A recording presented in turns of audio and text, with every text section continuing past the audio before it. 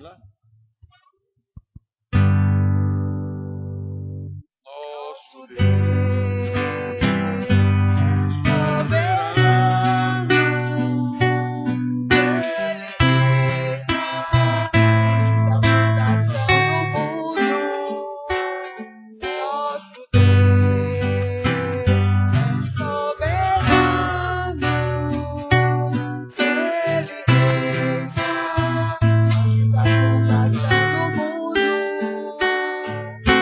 A terra se forma e vazia, mas o Espírito do nosso Deus se movia sobre a face da terra. Ele criou o céu dos céus, fez separação das águas da terra seca. Ele criou os animais, criou a natureza, formou o homem. Glória a Deus por sua maravilha, pela sua grandeza. Glória a Deus, glória a Deus por sua maravilha, pela sua grandeza. Glória a Deus, glória a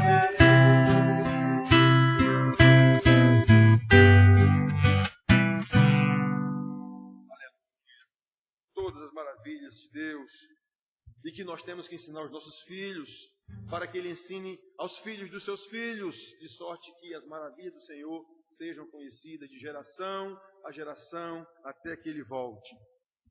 Terra e céu proclamam o seu louvor. Né?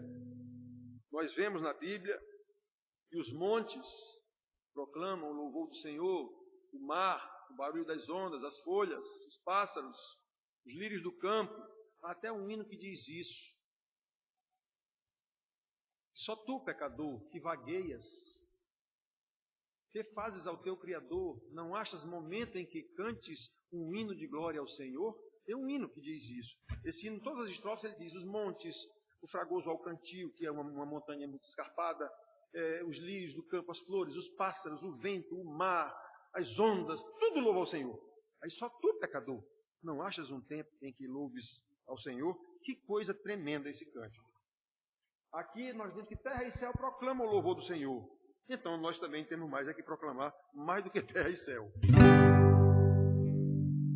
estou mais baixo, né, gente? Terra e céu proclamam teu louvor, maravilhas e poder, glória e majestade ao Rei dos Reis, Senhor da vida. E das riquezas insondáveis, quão magnificente é o teu nome, ó Senhor, nos inclinamos e te adoramos, porque és digno, és vencedor, venceste a morte e da vida és Senhor. Terra e céu proclamam teu louvor, maravilhas e poder, glória e majestade ao Rei dos Reis, Senhor da vida. E das riquezas insondáveis, quão magnificente é o teu nome, ó Senhor, nos inclinamos e te adoramos, porque és digno, és vencedor, venceste a morte e da vida és Senhor.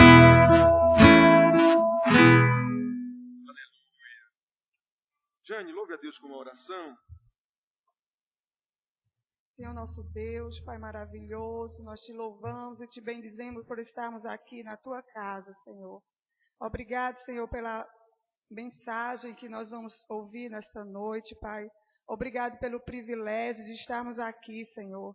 Pai, em nome de Jesus, toma a vida do nosso pastor em tuas mãos, para que ele venha falar que seja de ti, Pai, para que nós possamos também poder colocarmos em prática, Deus, que teu Espírito Santo, Senhor, nos conduza, Senhor, neste caminho estreito, Pai. Em nome de Jesus, é assim que nós te agradecemos. Amém. Amém. Irmãos, vamos abrir nossas Bíblias na primeira carta de Pedro.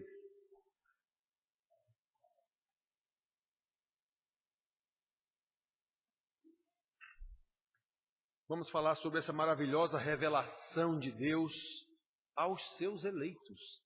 A revelação é aos eleitos do Senhor. Os eleitos não entenderão essa revelação.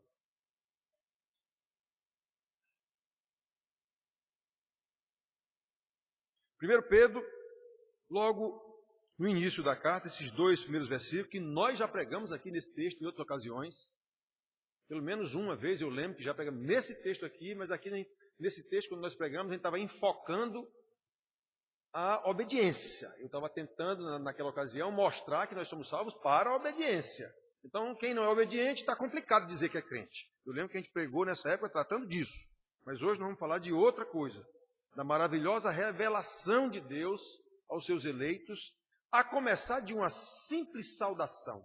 Supostamente, simples saudação apostólica. Então, diz assim em 1 Pedro. 1 Pedro, logo nos 2 primeiros versículos. 1 Pedro, os 2 primeiros versículos.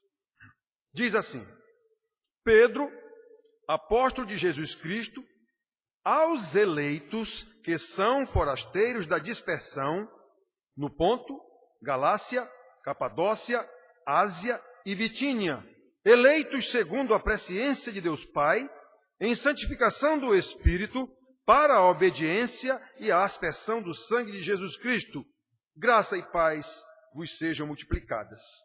Só isso aqui, irmãos. Como eu disse, nós já pregamos nesse texto, enfocando essa parte que ele diz que nós fomos salvos para a obediência, pela aspersão do sangue de Cristo. Muito bem. Então, irmãos, naturalmente, todos os crentes afirmam que a Bíblia é a palavra de Deus. Todos os ditos crentes evangélicos afirmam que a Bíblia é a palavra de Deus. Quase todos afirmam que a palavra de Deus é a verdade. Não é uma verdade, é a verdade. Embora alguns afirmem que é uma verdade mais ou menos relativa. Alguns ditos crentes chegam a afirmar isso. Muito bem, mas nós que afirmamos que a Bíblia é a palavra de Deus e que a palavra de Deus é a verdade, então, se nós somos crentes verdadeiros e afirmamos isso, nós devemos viver de acordo com essa palavra. É ela que guia nossas vidas. É nela, aliás, que encontramos a vida e permanecemos na vida, como lemos agora aqui no Salmo 119. A própria Bíblia, que nós dizemos que é a palavra de Deus e que é a verdade, ela mesma afirma que foi inspirada pelo Espírito Santo. Aqui o próprio Pedro, na segunda carta, capítulo 1, versículo 21, ele diz que foram homens santos, inspirados por Deus, que escreveram as Escrituras. E esse mesmo Espírito, Paulo já afirma, concede a uns dons de pastores mestres para que ensinem essa palavra da verdade aos irmãos, às ovelhas, para que eles não se deixem levar por todo o vento de doutrina. Efésios 4, 11 a 12 tem isso aí. Afinal, o Senhor Jesus, que é a palavra, garante que os eleitos não serão enganados. Então, para eles não serem enganados, eles têm que conhecer a verdade. Porque a verdade vos libertará.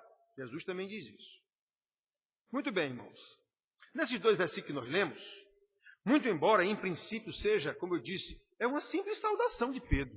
mas está prenhe de doutrina, cheia de doutrina. Uma simples saudação apostólica.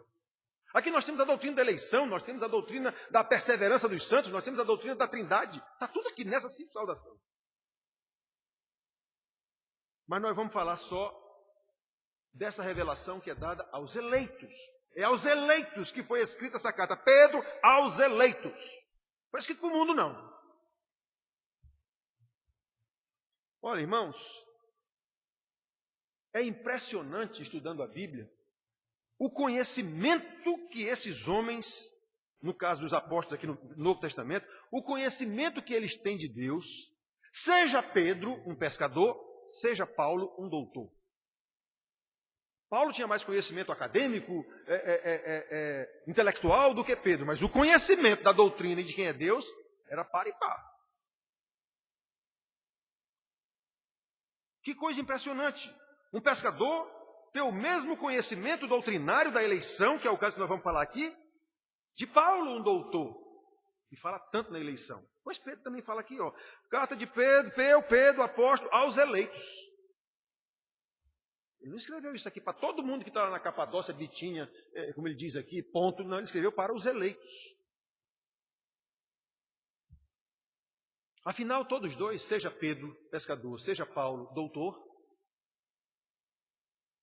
foram ensinados pelo Senhor Jesus e agora transmitem esse ensinamento que receberam do Senhor Jesus no poder do Espírito Santo. Então tem que ser igual. Isso às vezes eu digo para pessoas que vêm, não, mas pastor, depende da interpretação da pessoa. Eu digo, depende não, senhor. Depende não, senhor. O senhor entende assim, eu entendo diferente. Então um dos dois está errado. Ou os dois estão errados. Não existe duas interpretações da revelação do Espírito Santo. Ou um está errado, ou os dois estão errados. Mas os dois estarem certos, você interpreta de um jeito e eu interpreto de outro, isso é uma impossibilidade. Então, irmãos, como eu disse, nós já falamos aqui sobre esse mesmo texto, enfocando a obediência dos salvos, fomos salvos para a obediência, pela aspersão do sangue, e até dissemos que Pedro, quando falou isso aqui, ele estava se referindo à aspersão do sangue que Moisés fez lá no Êxodo, eu lembro que eu falei disso aqui?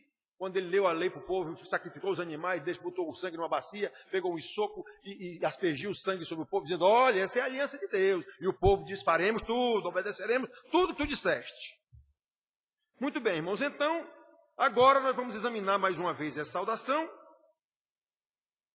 vendo essa doutrina, ou vendo essa maravilha de revelação de Deus, numa simples saudação aos seus eleitos. Então, em primeiro lugar, esse é o ponto que a gente quer frisar bem. Isso foi escrito aos eleitos, crentes perseguidos e espalhados por toda a Ásia Menor, por causa do Evangelho de Cristo. Eles não estavam sendo perseguidos só porque eram branco, preto, pardo. Não, eles estavam perseguidos por causa do Evangelho de Cristo. Eles eram novos cristãos. Ou eram judeus, ou eram gentios, gregos, romanos, o que fosse, mas agora eram cristãos. Então, por causa disso, foram perseguidos e por causa disso fugiram para lugares distantes de onde eles moravam. Essa carta estavam dispersos. Essa carta foi escrita para esses irmãos da dispersão. Muito bem. Então, o que é que a gente tem aqui? Que esses irmãos, como qualquer crente, eles foram ensinados que Deus cuida de vocês. Que Deus é Senhor, Ele vos salvou, Ele agora vai cuidar de vocês. Não tenham dúvida disso. Acontece, irmãos, que como nós somos pecadores, há uma tendência enorme de associar esse cuidado de Deus com as coisas materiais. Esses irmãos aqui com certeza não eram diferentes, não. Ele era igualzinho a gente. Então, quando o pastor diz que Deus cuida de nós, o irmão sai daqui, meu Deus, eu não vou ser atropelado, eu não vou ser roubado, eu não vou perder o emprego, porque Deus cuida de nós. Ele associa logo a isso. Como eu falei ainda agora, o negócio do impeachment, todo mundo está vendo o negócio do impeachment, está torcendo a favor ou contra, mas não tem um. É muito difícil ter um para estar vendo o lado espiritual desse processo. Muito difícil. Um crente está vendo isso pelo lado espiritual. Porque a nossa tendência natural é atrelar todas as coisas ao que nos interessa, as coisas que afetam a gente imediatamente, coisas materiais. Então, irmãos, preste atenção. Esses irmãos estavam sendo perseguidos, foram expulsos, tiveram que fugir de suas casas, de suas terras. Sabe quem era o governante dessa época? Era Nero. E ele estava incendiando os crentes nos postos. Eles fugiram. Então, como eram crentes novos, a igreja era nova, toda a igreja era nova. Como eram crentes novos, eles poderiam estar... Cadê o cuidado de Deus conosco? Cadê o cuidado que ensinaram para nós que agora Jesus vai cuidar de nós? Cadê esse cuidado? A perseguição de Nero atrás de nós aqui. Que cuidado é esse? Cadê esse cuidado? Então os irmãos estavam provavelmente, ou quase com certeza, duvidando desse cuidado. Pedro escreve essa carta para fortalecer os irmãos. Chega a dizer, lá no capítulo 3, versículo 15, olha, não estranhem esse fogo ardente é fogo que queima. Não estranhem esse fogo que queima vocês no poste, não. Fiquem firmes. Estejam sempre prontos a responder a todo aquele que vos pedir a esperança que vocês têm na salvação.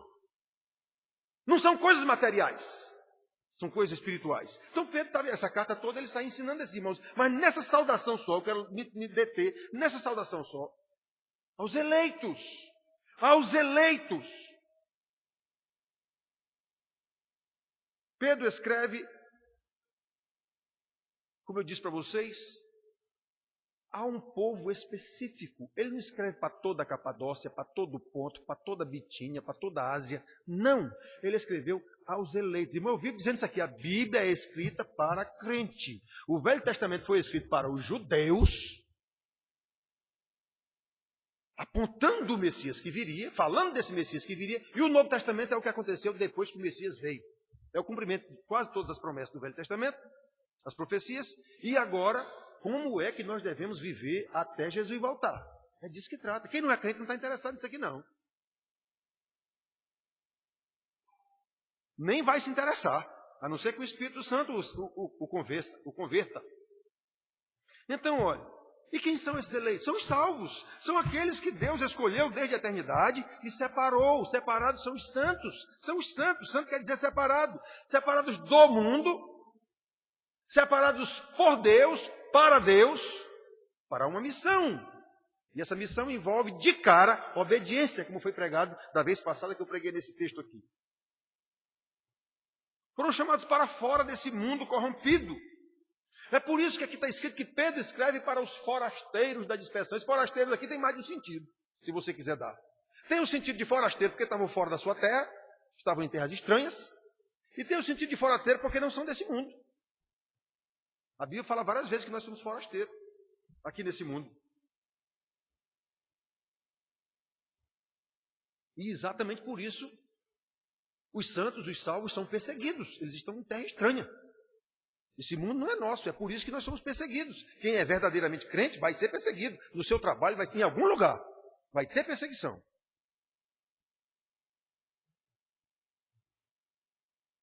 Nós podemos ver nas Escrituras, em vários lugares.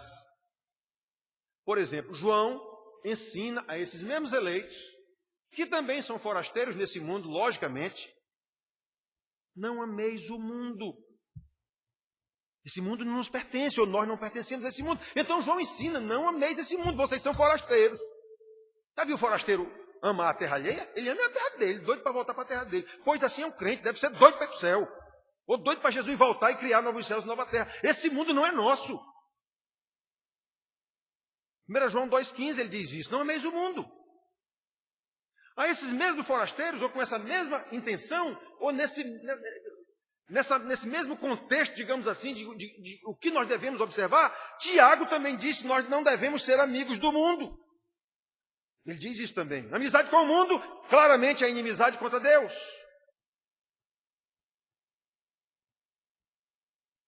Tiago 4,4. A esses mesmos eleitos, na condição de peregrinos nesse mundo, de estrangeiros nesse mundo, de forasteiros, Paulo também ensina que eles estão aqui nesse mundo como embaixadores do reino de Deus. Nós somos embaixadores do reino de Deus. Paulo diz isso lá em 2 Coríntios 5. Nós somos embaixadores. Embaixador, todo mundo sabe que é um estrangeiro numa outra terra para defender os interesses da sua terra. E não é isso que é crente. Alguém que é testemunha de Jesus, embaixador do reino do céu, para dizer para esse povo aqui o que é esse reino do céu. Não é isso que é ser crente? É exatamente isso. Os eleitos, os salvos, são forasteiros nesse mundo, são embaixadores de um reino perfeito neste reino corrompido, até que Jesus volte para redimir toda essa corrupção por causa do pecado de Adão, que iniciou lá e vem até nós. Hoje de manhã, cadê Caio? Hoje de manhã, eu vi Caio lá na aula fazendo alguma coisa que, digamos assim, não é certa, né? De Caio, olha, isso aí você vê o seu pai fazendo, ele nunca lhe ensinou a fazer isso, mas você já aprendeu. Roer copo. E sabe por quê? Porque isso é pecado, isso leva ao vício. Então não precisa seu pai lhe ensinar isso. Isso aí você aprende naturalmente porque você é um pecador. Ninguém ensina cachorro a latir. Ele late porque é cachorro. Então isso aí, ó, você já está aprendendo a roer copo porque você vê seu pai fazendo isso. E é um vício. É por isso que eu fico dizendo, preste atenção que eu estou ensinando aqui, é por isso que eu fico dizendo que o pai tem que ensinar o filho de manhã, de tarde, de noite, porque esse menino é um pecador, ele já nasce pecador. Isso é natural, irmãos, isso é coisa natural. Isso é natural. Então, até que Jesus volte para redimir esse mundo, os verdadeiramente salvos têm que lutar. Como forasteiros, dentro desse mundo corrompido, eles têm que lutar. Mas não é lutar contra o mundo querendo ganhar guerra, não, é lutar para ser santo. Porque quando Deus diz desde de Josué, ser forte e corajoso, para quê? Para observares essa lei. Então, farás prosperar o teu caminho. Você tem que ser forte e corajoso, meu filho, para observar essa lei. Ensine isso ao seu filho. Isso não é fácil, mas não é fácil mesmo. Essa é a nossa função aqui nesse mundo. Nós não somos desse mundo. Quem é crente sabe disso. Quem não é, não. Ele está no mundo dele. Ele está no seu habitat. Ele está no seu habitat natural. E não quer conversar com você. Ainda tem mais essa. Então esse é o primeiro ponto, irmãos. Pedro escreveu aos eleitos que são forasteiros nesse mundo. Então, se nós temos consciência de que somos eleitos de Deus, temos que ter consciência que nós somos forasteiros nesse mundo. Esse mundo não pode ser atração e atrativo para nós. As coisas do mundo não podem ser. Devemos trabalhar exclusivamente para a glória de Deus, ter as coisas sim, mas tudo isso que a gente tem, ou que venha a ter, ou que possa ter, é para a glória de Deus e precisamos ter disso presente o tempo todo. Se for para a minha glória, tem coisa errada. Se for para o meu simples bem-estar, tem coisa errada. Em segundo lugar, precisamos observar nessa simples saudação, simples saudação, que esses eleitos são chamados para fora para serem salvos, separados, não por vontade própria. Aquela história do povo estar sedento da palavra, isso é uma impossibilidade. Isso é uma impossibilidade. Ele mostra aqui que esses separados foram salvos, não foi por vontade própria, mas pela vontade daquele que os elegeu e os chamou. Pedro, apóstolo de Jesus Cristo, aos eleitos que são forasteiros da dispersão, no ponto, Galácia, Capadócia, Ásia, Bitínia, eleitos segundo a presciência de Deus Pai, foi Ele quem resolveu quem é eleito, em santificação pelo Espírito, é Ele quem nos santifica, para a obediência pela aspersão do sangue de Jesus Cristo. A salvação é completamente de Deus.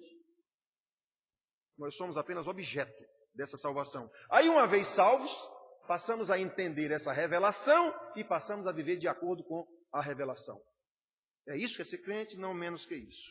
Então, irmãos, Pedro se apressa a dizer aqui nesse versículo 2, aos eleitos, a quem está no ponto, não sei o quê, lembrando que foram eleitos segundo a presciência de Deus. Nós não afirmamos que a Bíblia é a palavra de Deus? Nós não afirmamos que essa palavra é a verdade?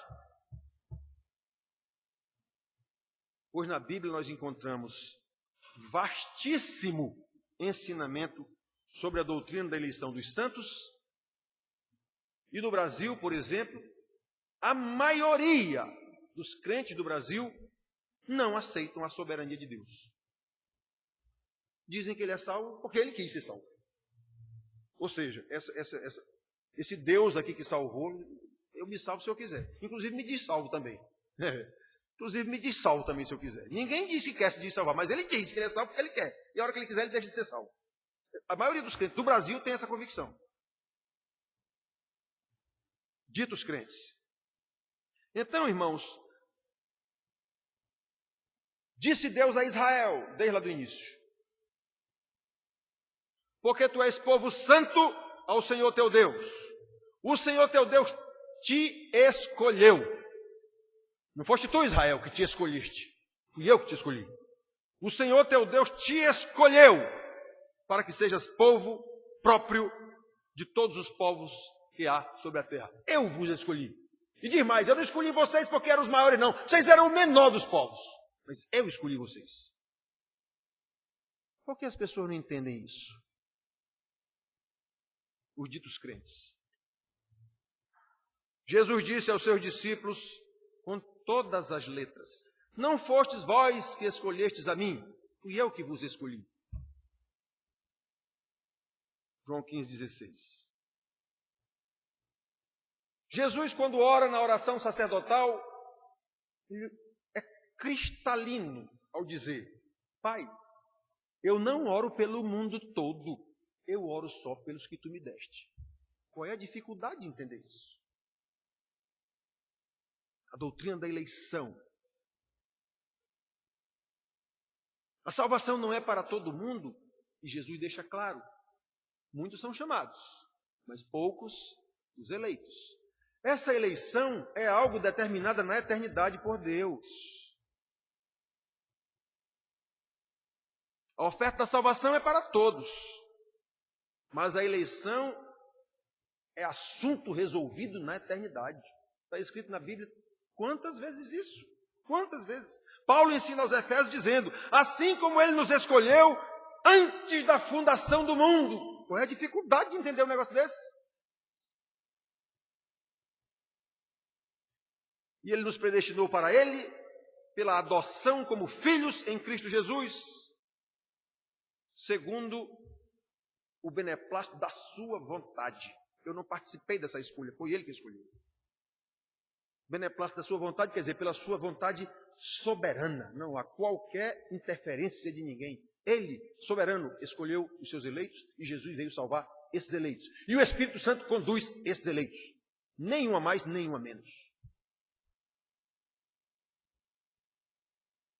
Paulo também ensina a Timóteo: Deus nos salvou e nos chamou com santa vocação, não segundo as nossas obras, mas segundo a sua própria determinação e graça que nos foi concedida em Jesus Cristo antes dos tempos eternos. Qual é a dificuldade de entender isso? Por que as pessoas não aceitam isso? Os ditos crentes, por que não aceitam isso? Porque não aceitam a soberania de Deus. Logo, não são filhos de Deus. Eu sou radical nesse ponto. É para estes, é para os eleitos que Pedro está escrevendo aqui. É para os forasteiros desse mundo. Será que todos aqui são destinatários dessa carta de Pedro?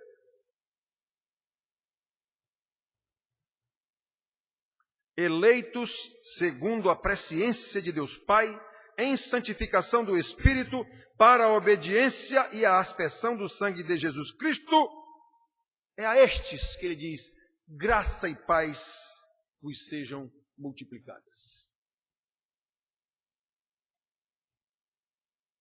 Obviamente, como eu disse para vocês, fica claro aqui que nós temos aqui a doutrina da Trindade. Ele fala claramente no Pai, no Filho e no Espírito Santo. Mas não é disso que nós vamos falar hoje. Isso aqui nós já falamos em outra ocasião também. Agora nós queremos frisar bem esse eleitos segundo a presciência do Pai. Só esses entendem a revelação. Só esses entendem a revelação. E aqui nós precisamos clarificar ou esclarecer essa história do segundo a presciência do Pai. Por quê? Porque essa palavra presciência, no nosso vocabulário, tem uma conotação de que é algo que eu conheço antecipadamente. Somente isso. Presciência quer dizer algo que eu tive ciência antes de chegar o acontecimento. É isso que é presciência na nossa conotação.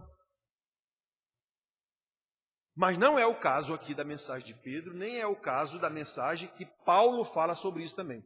Tanto Pedro, um pescador, quanto Paulo, o doutor, usam essa expressão aqui com o mesmo sentido, com a mesma conotação e com o mesmo conhecimento. Eles não estão falando aqui de presciência enquanto conhecimento prévio, conhecimento antes de o fato acontecer.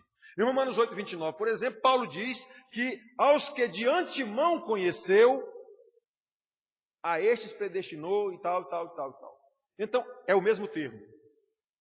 O mesmo termo que Paulo, doutor, usa, dizendo que aqueles que Deus conheceu de antemão, é o mesmo termo que Pedro usa lá, que Deus escolheu os seus eleitos segundo a sua presciência.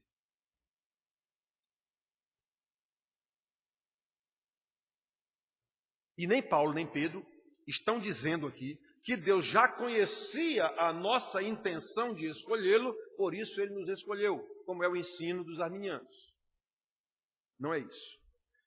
Em Romanos 8, 29, por exemplo, Paulo está falando de pessoas e não das suas intenções. Então, quando ele diz, aos que de antemão conheceu, ele não está falando da intenção dessas pessoas, ele está falando de pessoas. Então, aquelas pessoas que Deus conheceu de antemão, ou, usando a terminologia de Pedro, que ele conheceu pela sua presciência, a estes ele chamou, santificou e glorificou. Paulo em nenhum momento está falando da atitude dos camaradas, se eles iam querer Deus ou não iam. Ele não está falando de atitude de pessoas, ele está falando de pessoa. Deus escolheu pessoas, não por causa de suas atitudes, e a Bíblia deixa isso claro em quantos lugares, meu Deus do céu, não por obras para que ninguém se glorie. Pedro, um pescador, usa a mesma terminologia de Paulo, um doutor, ensinando que Deus nos elegeu segundo a sua presciência, ou segundo, nós vamos já ver isso aqui, o seu amor eterno por essas pessoas. É isso que está escrito, desde antes da fundação do mundo ele nos escolheu, e por isso ele cuidará de nós. Igualzinho o versículo de Paulo lá em Romanos 8, 28, 29 e 30.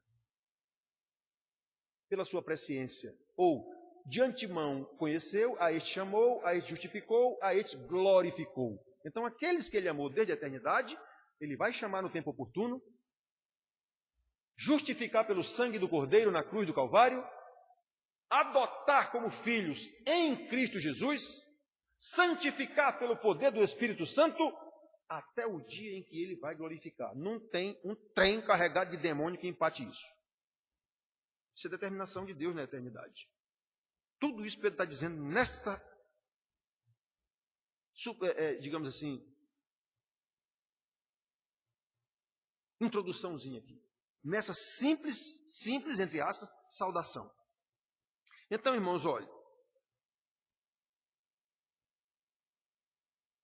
No capítulo 20, aliás, no capítulo 1, versículo 20 dessa carta de Pedro aqui,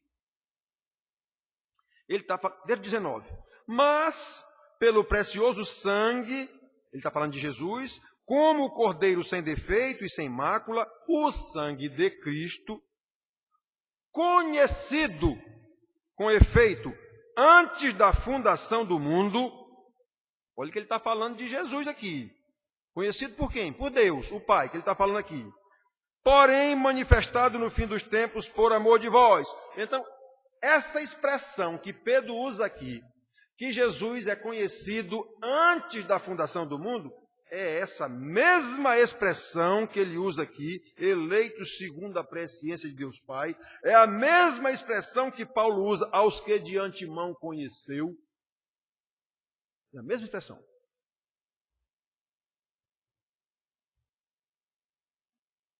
Esta é uma palavra que traduz uma intimidade profunda e eterna. Um amor profundo e eterno. É isso que essa palavra traduz. É a mesma palavra usada por Jesus quando diz que eu conheço as minhas ovelhas. Ele não conheceu aqui na terra quando ele veio, não. Ele conhece suas ovelhas desde a eternidade. É isso que quer dizer essa expressão. Ele ama essas ovelhas desde a eternidade. Ele esteve aqui na terra para consumar a obra da salvação na cruz do Calvário. Mas ele já sabe quem são os seus eleitos. Deus sabe desde a eternidade. É essa mesma expressão, João 20, 27. Eu conheço as minhas ovelhas. É a mesma palavra usada por Jesus, inclusive, quando ele fala dos falsos mestres e os falsos profetas, que no último dia dirão: Senhor, nós expulsamos demônios, nós pregamos o Evangelho, nós fizemos milagres, e ele vai dizer: o Pai responderá a vocês: apartai-vos de mim, nunca vos conheci. Pois é essa mesma palavra. Esse nunca vos conheci é essa mesma palavra que Paulo usa, dizendo que Deus de antemão conheceu aqueles que ele chamou. É essa mesma palavra que Pedro está dizendo que Deus, pela sua presciência, chamou. É a mesma palavra. Ou seja, ele está falando de escolha eterna, de amor eterno, de presciência eterna. Pedro, um pescador, e Paulo, um doutor, e Jesus estão falando a mesma, usando a terminologia, é a mesma, no grego. É a mesma palavra. Então, irmãos, esses eleitos, segundo a presciência de Deus que Pedro está se dirigindo aqui, são os mesmos que Deus de antemão conheceu, segundo Paulo. São as ovelhas que Jesus diz que conhece. Eu conheço as minhas ovelhas.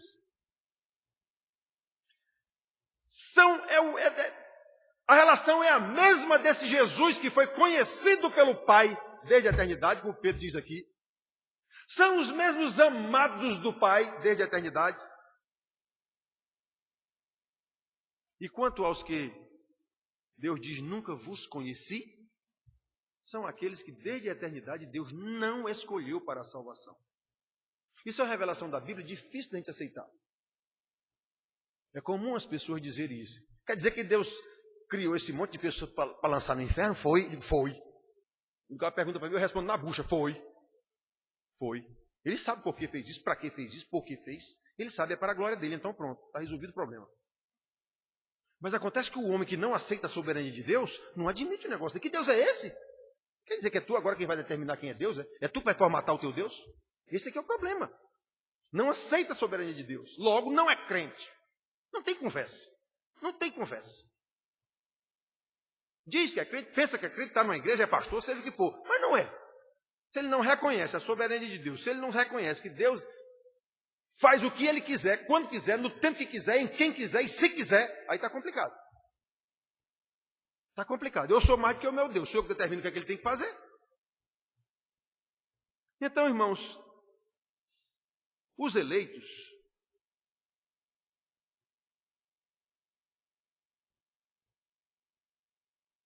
realmente, e só os eleitos, entenderão essa revelação e não tem questionamento sobre ela. Como Paulo diz tão claro lá em Romanos: quem és tu, homem, para questionar Deus? Quem és tu? Como Deus mesmo diz para Jó: tu é quem mesmo? Quem é esse que fala sem saber o que está falando? Deus pergunta isso para Jó: quem é esse? E olha que Deus tinha dito que Jó era um homem íntegro. E Jó tentou arguir essa integridade dele, e o homem era íntegro mesmo. Ele tentou arguir essa integridade dele diante de Deus. Eu nunca olhei para uma virgem, eu nunca pequei, eu nunca fiz não sei o quê. Aí chega no ponto que Deus se apresenta no final, ele diz: quem és tu mesmo? Que está falando aí sem saber de nada? Então, irmãos, o eleito, ele entende essa revelação, e a primeira coisa que ele entende, se ele foi salvo mesmo, é quem é esse Deus. É o tamanho desse Deus. Aí ele teme esse Deus, como o salmista disse aqui, ó: arrepia-me a carne com temor de ti, e temo os teus juízos. Eu sei quem tu és. Eu sei o que tu podes fazer. Então, o cidadão que não aceita a soberania de Deus, esse Deus não tem muito poder para ele, não tem muita força para ele, não. Ele não sabe quem é esse Deus. Se ele não sabe quem é esse Deus, ele não recebeu a revelação. Se não recebeu a revelação, ele não é salvo. Simples e terrível assim. Aí nós temos que entender essas coisas, irmãos. Então, olha, em primeiro lugar, como nós estamos vendo, nessa simples saudação, temos que entender que ela é dirigida aos eleitos. Aos eleitos de Deus. Nós temos que entender, em segundo lugar, que essa eleição de Deus, não é por qualquer coisa que nós venhamos a fazer. Essa eleição é totalmente de acordo com o beneplácito da sua vontade. Quer dizer, sua vontade soberana, sem o pitaco de ninguém. Ele é quem sabe quem escolhe. Só que esse que ele escolheu, esses vêm. Esses virão. Esses entenderão. E mais, esses quererão cada vez mais conhecer esse Deus.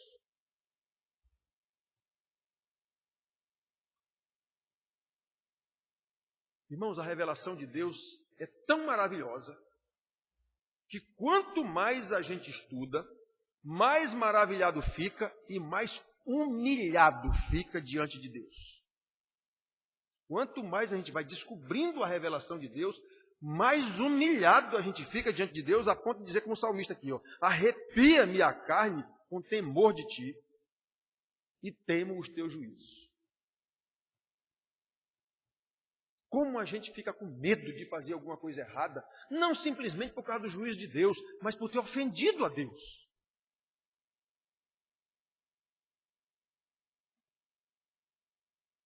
Quantas vezes você fica, eu não fui capaz. Eu não fui capaz de evitar esse erro. Eu não fui capaz de cometer esse ato. Está errado isso. Que vergonha. Que vergonha, meu Deus. Em terceiro lugar, irmãos, já vimos, a carta é escrita aos eleitos. Já vimos que essa eleição é totalmente de Deus. É Ele quem escolhe. E aqui nós temos que dar uma pincelada nessa parte que nós já falamos aqui em outra pregação. A finalidade dessa eleição é para a obediência. Já pregamos aqui com esse enfoque uma vez. É em santificação do Espírito para a obediência da aspersão do sangue de Cristo. E aqui eu quero lembrar o que já foi dito para vocês aqui.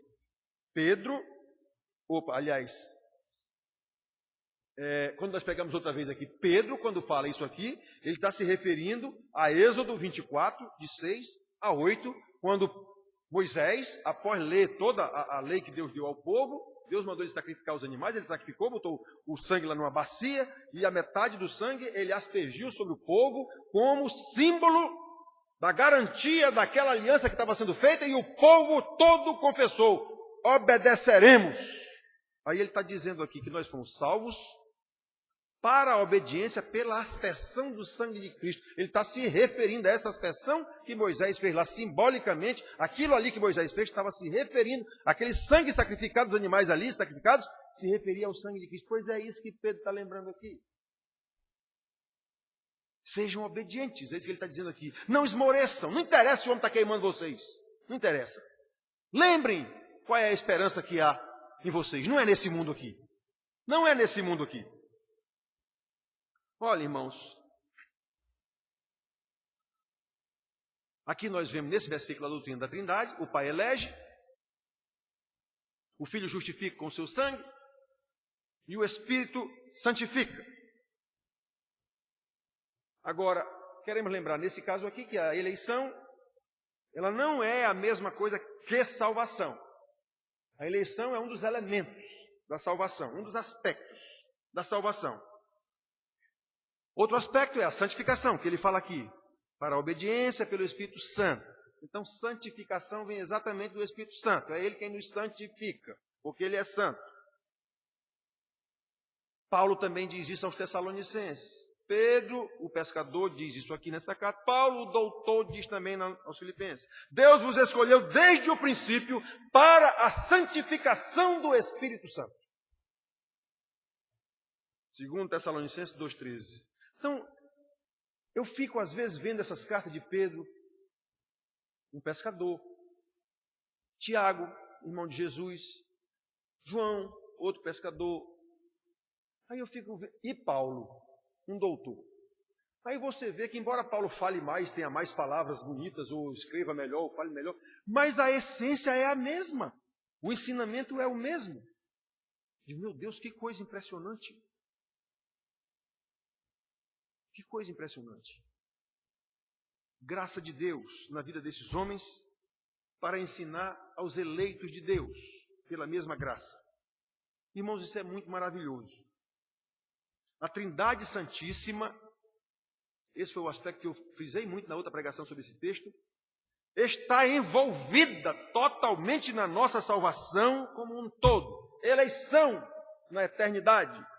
Chamado no momento oportuno em que você ouve a pregação e é a pregação que lhe converte. Ou é através da pregação. Está escrito, Efésios 2:8, que a salvação é pela graça mediante a fé. Está escrito em Romanos, eu acho que é 10:17, que a fé vem pelo ouvir a pregação da palavra. Então a salvação vem pela pregação da palavra, não tem outro jeito. Então, Deus elege na eternidade. O seu eleito é chamado no tempo oportuno. Que tempo oportuno é esse? É quando ele ouvir a pregação que vai salvá-lo. Pregação da palavra, a palavra é vida. Ao ouvir essa pregação, ele é justificado pelo sangue do Cordeiro, que veio dar a sua vida também no tempo oportuno de Deus. Ele vai entender isso.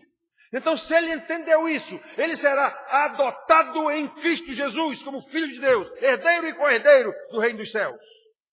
E a partir daí, obrigatoriamente, o Espírito Santo passa a habitar nele. E ele passa a ser santificado pela doutrina da palavra ensinada por um pastor. Foi assim que Deus determinou.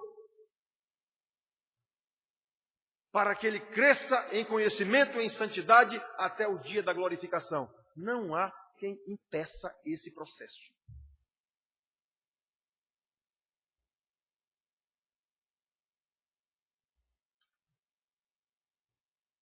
Portanto, não é possível que um eleito não chegue à glória. Eleição é o início, a glória é o fim. É isso que Paulo diz aos Filipenses, capítulo 1, versículo 16. Aquele que começou a boa obra em vós, esse boa obra que está falando é a salvação. Aquele que começou a boa obra em vós, haverá de completá-la. Não tem quem empate. Não existe crente que perde a salvação. Se ele perdeu a salvação, ele nunca teve a salvação. Ele até esteve junto com o salvo. É o caso de Judas Iscariotes, por exemplo. É o caso de Simão, o mago, lá de Romanos 8. O homem se converteu, foi batizado, andava com os irmãos. Sim, mas ele não era crente. Ele pensava que era os irmãos. Os irmãos até pensavam que era também. Quando os apóstolos chegaram, que eles viram, e ele era poderoso, está lá escrito, ele era um homem poderoso, era mágico. Quando ele viu que o poder que estava nos apóstolos, que era o poder do Espírito Santo, era maior do que o dele, de enganador, quanto é que vocês querem para me dar esse poder que vocês têm aí? Que eu estou vendo que esse poder que vocês têm aí é melhor. Pedro disse, vejo que estáis em fel de amargura, não tem negócio conosco.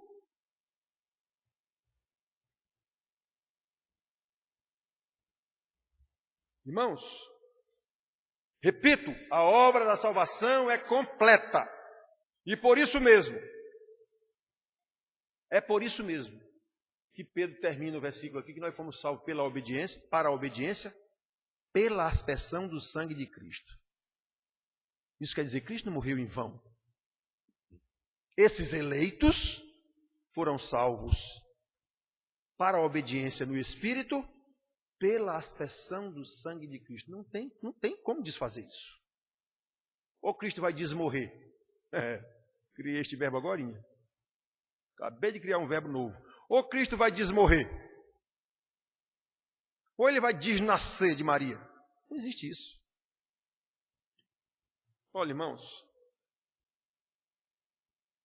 A revelação de Deus maravilhosa é para os seus eleitos. É para os seus santos. É para os forasteiros deste mundo. Portanto, eu insisto nisso. É impossível que um eleito não cresça em santidade de vida. E não há como crescer em santidade de vida sem crescer no conhecimento da doutrina. Não há, isso é uma impossibilidade absoluta. Então, crente que não tem vontade de crescer no conhecimento de Deus, está complicada a sua situação. Muito complicada.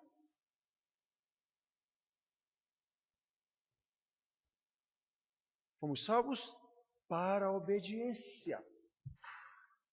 E essa palavra aqui insiste que nós devemos crescer no conhecimento de Deus. Desde o Velho Testamento, os profetas diziam para Israel isso. No Novo Testamento, Jesus passou 3 anos ensinando seus discípulos para que ele fizessem discípulos, pois esses discípulos, uma vez nomeado apóstolo, insiste nas suas cartas, cresçam no conhecimento. Paulo insiste, Paulo ora, ele diz, eu oro para que vocês cresçam no conhecimento de Deus. A carta aos Colossenses é interessante, os Colossenses estão passando dificuldades materiais. Mas Paulo não diz, olha irmãos, eu estou orando para Deus mandar chuva para vocês aí, que o negócio aí está meio seco, a produção agrícola está meio fraca, então eu estou orando para Deus resolver isso. Não, ele diz, eu estou orando para que vocês cresçam no conhecimento de Deus. Ele diz isso em quase todas as cartas dele. Olha irmãos, como já foi dito aqui várias vezes, a revelação de Deus é para os seus eleitos. A revelação de Deus é para os seus santos. A revelação de Deus é para os forasteiros desse mundo.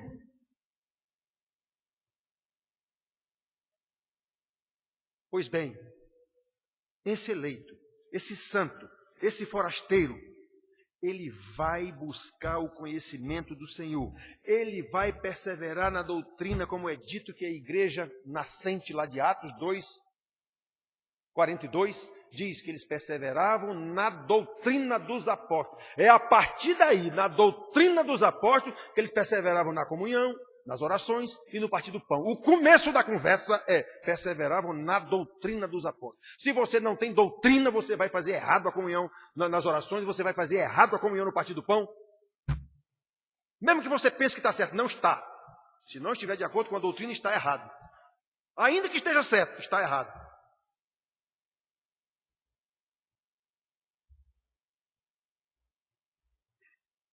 Perseverar, irmãos, na doutrina é sinônimo de obediência. Não é bom estudar. Poucas pessoas gostam de estudar. Muito poucas mesmo. Todos aqui já foram estudantes, são formados e sabem a dificuldade que é estudar. Muitos aqui têm filhos e sabem a dificuldade que é botar esses meninos para estudar. Não é bom. Estudar é um dever, é uma obrigação. E dever e obrigação nunca foi o melhor caminho a ser trilhado. O melhor caminho a ser trilhado é o direito. Eu tenho o direito disso. Criança tem direito de brincar. Pronto. Pensa no direito que não tem mais tamanho. É o direito de brincar. Brincar, ele quer brincar. Agora, o dever de estudar, ele não quer. Isso é muito ruim, a gente sabe disso.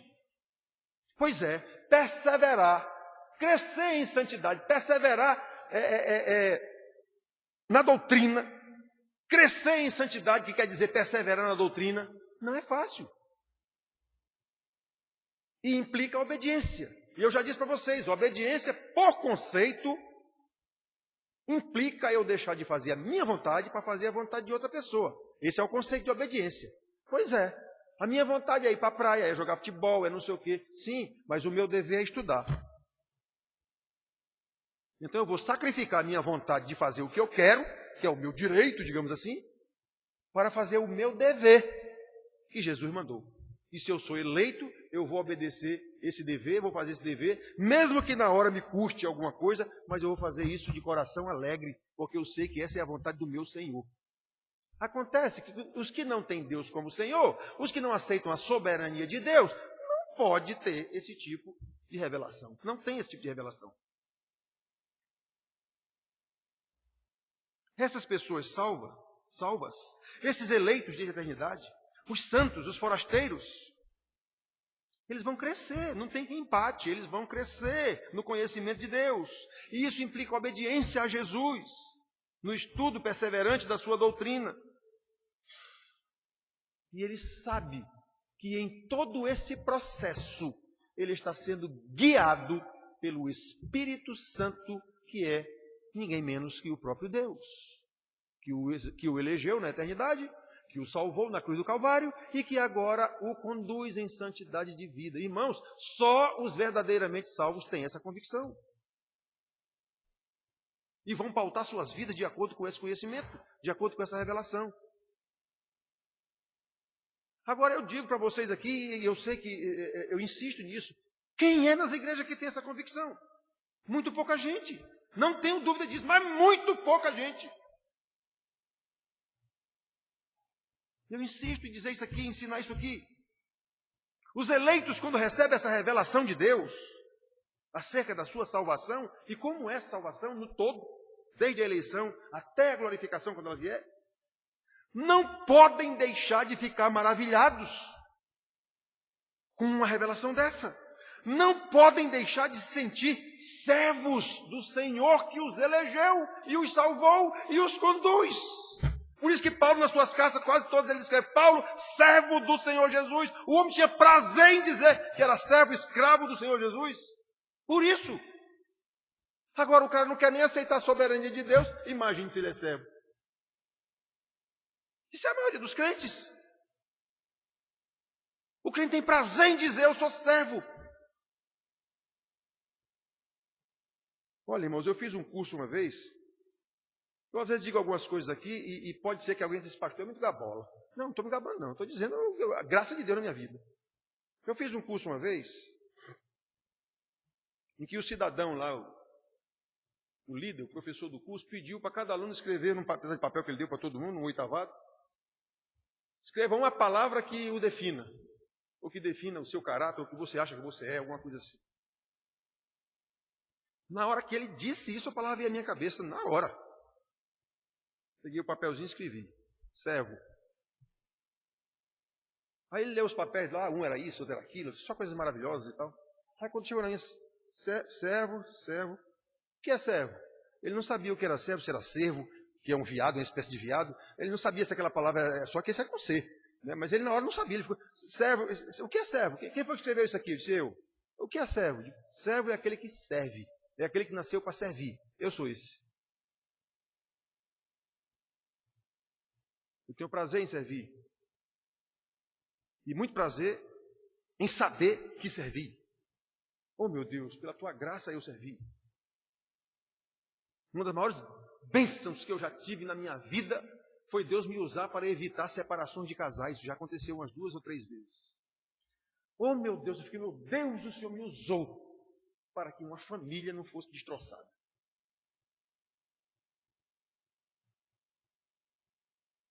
Então, servir, irmãos. Servir. Eu acho que aquele versículo, não é? Um ditado que tem, não sei se eu acho ou eu criei. Quem não vive para servir, não serve para viver. Não sei se existe esse ditado ou se fui eu que criei, mas eu acho que era mais ou menos assim. Quem não vive para servir, devia ser morto. Simplesmente acabou essa conversa. Se ele não serve, então ele não pode nem comer. Ele não pode nem ser custoso para o país, para a nação. Mata. Acabou-se. Isso era para estar na lei de Moisés. Aliás, Paulo diz na carta aos Tessalonicenses, quem não quer trabalhar também não coma. Então esse que não quer trabalhar nem comer vai ter que morrer. Pronto. Então de alguma forma está implícito aí. Então, irmãos, olha.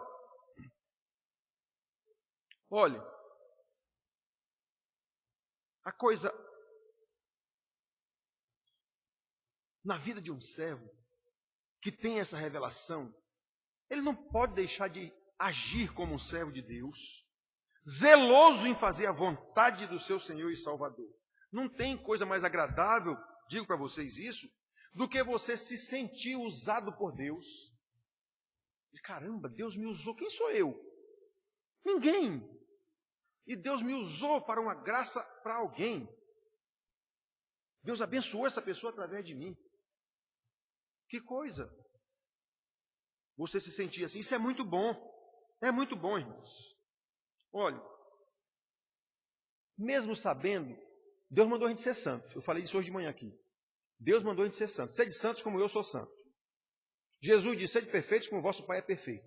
Pedro repete, sede santos como o vosso Pai é santo. Irmãos, o cumprimento dessa ordem é uma impossibilidade absoluta. Deus sabe, quando mandou lá no Velho Testamento, em Levítico, sede santos como eu sou santo, Deus sabe que isso é impossível. Quando Jesus disse aos seus discípulos, sede perfeitos como vosso Pai que está no céu é perfeito, ele sabe que isso é uma impossibilidade. Pedro, quando repetiu, sede santos como Deus é santo, ele sabe que isso é uma impossibilidade. Não há como um homem ser santo como Deus é santo. Mas essa expressão, ela está apenas dizendo, ordenando que você se esforce, você chegue junto. Como Paulo disse, eu não sou perfeito, eu sei disso, mas eu persigo o alvo, eu vou para a perfeição. Qual é a perfeição? É a glorificação. Lá nós seremos santos como Deus é santo. Só que para chegar lá eu tenho que caminhar. Para chegar lá tem uma caminhada. Para chegar lá tem essa minha vida aqui. Pois é, Deus não disse, sede santo como eu sou santo? Pois é, eu estou caminhando nessa direção. Quando chegar lá, eu digo, pronto, Senhor, sou santo como o Senhor é santo. Quando terminar a nossa caminhada. Então, essa ordem, ela tem que ser cumprida durante a nossa vida. E o eleito tem que sentir prazer nisso. Por quê? Porque ele sabe que não é na sua própria força que ele vai andar nessa direção. Ele sabe que foi eleito, ele sabe que foi justificado na cruz do Calvário, ele sabe que foi primeiro chamado por uma pregação, ele sabe que foi justificado na cruz do Calvário, ele sabe que foi adotado como filho de Deus em Cristo Jesus, ele sabe que agora é conduzido pelo Espírito Santo que passou a habitar nele, e ele sabe que vai chegar lá no último dia quando Jesus dirá, vinde benditos de meu Pai. Aí ele alcançou a perfeição. Menos do que isso, não é crente. Vai ficar no meio do caminho. Menos do que isso, vai ouvir do Senhor, nunca vos conheci.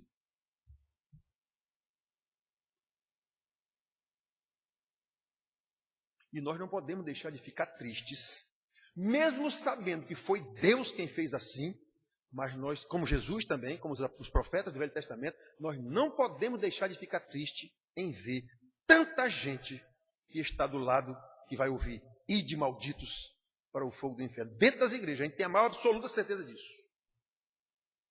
Porque Jesus disse isso, foi para os pastores da época. Muitos no último dia virão dizer, olha, nós pregamos o evangelho. Quem é que prega o evangelho? Pastor, missionário, normalmente.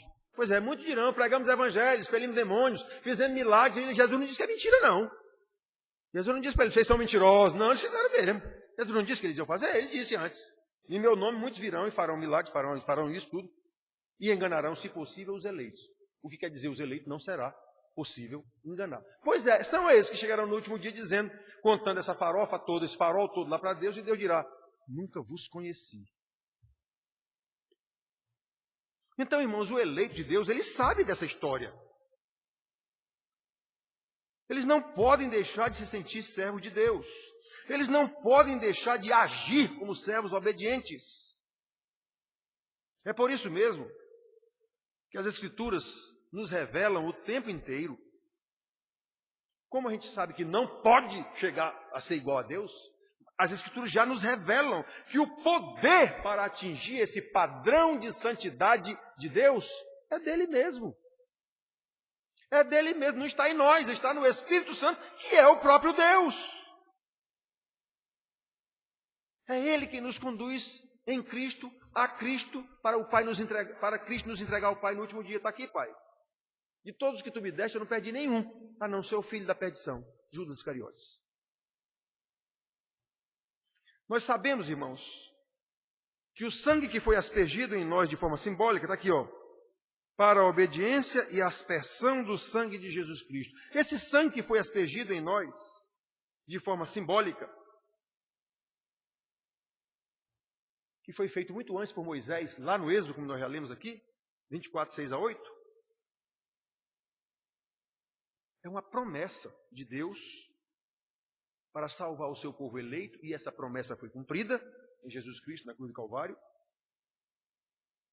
para uma nação santa que ele escolheu desde o início, para ser sacerdócio real do seu reino, a fim de proclamar as maravilhas de Deus. E Pedro diz isso mais à frente, aqui logo um bocadinho mais na frente, no capítulo, versículo 9 do capítulo 2. Vós, porém, ele estava escrevendo para quem? Para os eleitos, esses forasteiros na terra. Pois é, esses. Vós, porém, sois raça eleita, sacerdócio real, nação santa, povo de propriedade exclusiva de Deus, a fim, olha para quê? A fim de proclamardes as virtudes daquele que vos chamou das trevas para a sua maravilhosa luz.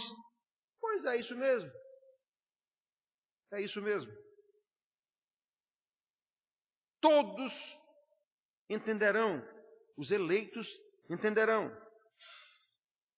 Porque essa doutrina que está embutida aqui nesses 2 primeiros versículos, ela é desenvolvida por Pedro ao longo da carta, E chega nesse versículo 9 do capítulo 2, como eu estou dizendo aqui, Pedro dizendo a esses mesmos que estavam lá fugindo, sendo mortos e tudo, pois é, vocês são raça eleita, vocês são um povo santo, vocês são um sacerdócio real. Então quem é crente tem que saber disso. Aí o camarada lê esse versículo 9 aqui, ele acha uma beleza. Sim, colega, mas você está enquadrado nesse negócio aí? Ele pensa que está, por ser membro de uma igreja e vir para o culto de domingo. E alguns vêm para o culto só dia de ano novo, dia de Natal, dia do aniversário da igreja, 4 vezes, 3 vezes por ano. Queridos irmãos, eu espero que todos os que vieram hoje, todos os que estão aqui, tenham compreendido perfeitamente esse ensino do apóstolo Pedro, porque só os eleitos podem compreendê-lo. Quem não é eleito não pode compreender isso. Ele até ouve, entende intelectualmente, mas ele não pode compreender isso. Eu espero que todos se sintam radiantes por serem servos de Deus, radiantes por essa revelação tão maravilhosa acerca da salvação, e que todos nós, a cada dia, sejamos mais empenhados em crescer no conhecimento da doutrina, nós pais, cada dia mais empenhados em meter isso na cabeça dos nossos filhos, como a própria Bíblia manda também. Porque essa é a vontade de Deus. E nós devemos fazer isso sabendo. Não é eu sinto depois que eu sei. Então eu posso até sentir, eu sinto porque eu sei. Que foi Ele quem nos elegeu soberanamente pelo beneplácito da sua vontade, ou seja, Ele decidiu isso e Ele me elegeu. Se eu sou crente, eu sei disso. Foi Ele quem me salvou soberanamente na cruz do Calvário. No boletim, eu escrevo para vocês sobre a Bíblia. Um dos argumentos que a gente pode usar que a Bíblia, ela é um livro extraordinário, não há a menor dúvida, é que os heróis da Bíblia narram lá os seus fracassos. Moisés conta lá a sua bobagem de desobedecer a Deus, bater numa pedra e por causa disso perdeu a terra prometida. Davi narra lá o seu adultério e assassinato do marido que ele traiu. Jonas narra lá a sua xenofobia, horror aos estrangeiros, aos assírios, e fugiu para que Deus matasse ele mesmo. E chega a dizer isso para Deus. Eu sei que o senhor é bom, foi por isso que eu não fui lá levar o seu recado. Pedro narra a sua covardia vergonhosa de negar Jesus, mesmo tendo sido avisado por Jesus que ele faria isso. Então isso é uma das provas de que esse livro é um livro extraordinário. Quer dizer, os heróis da Bíblia narram seus fracassos, narram seus erros. E nós, como pecadores que gostamos de ser elogiados, jamais vamos escrever num livro nossos defeitos. A gente vai escrever nossas virtudes. Então a Bíblia é um livro extraordinário, é um milagre, é um livro escrito por homens, mas é um livro divino. Então nele está escrito todas essas coisas. Foi Ele que nos escolheu. Foi Ele que nos salvou, tudo de forma soberana. Como é que pode? O Senhor da vida morreu. O que é isso? Na cabeça de quem cabe isso? O Senhor da vida, o soberano, morreu. Pode isso? Não pode. Mas quem é eleito, recebe essa revelação e sabe que pode. Porque ele morreu exatamente em punição ao pecado, exatamente para que o pecado fosse perdoado. Isso só cabe na cabeça de eleito. Quem não é eleito nem sabe. Vai com essa conversa para lá. Paulo não diz que a pregação da cruz é loucura, mas ele diz logo também, é loucura para os que se perdem. Para nós, é a salvação. Pois é, irmãos, nós sabemos que Ele nos escolheu, nos salvou e agora nos conduz soberanamente pelo Espírito para a obediência do nosso Senhor Jesus, de acordo com a doutrina que Ele nos deixou, para louvor da sua glória. Essa é a maravilhosa revelação de Deus aos seus eleitos para a salvação. forasteiros neste mundo. Revelação que tanto nos conforta e tanto nos encoraja. Foi essa a função da carta de Pedro para aqueles irmãos que estavam fugindo, perseguidos e sendo mortos pelo Império Romano. É uma revelação que conforta e encoraja. E essa revelação, da forma como nós destrinchamos aqui um pouco, está contida nesses 2 versículozinhos de uma simples, podemos dizer assim, saudação apostólica. Que Deus nos conceda graça para entender essa revelação maravilhosa da sua palavra, que você pode ver em 2 simples versículos de saudação, mas quando você pega esse versículo e ao longo da exposição sai mostrando outros versículos que também tratam do assunto, você vai dizer, meu Deus, que coisa profunda, que coisa maravilhosa. Eu não posso viver de forma diferente do que o Senhor determinou. Eu sou servo. Que Deus nos conceda graça, irmãos, para entender a sua revelação e mais graça ainda para obedecer a sua palavra. Amém.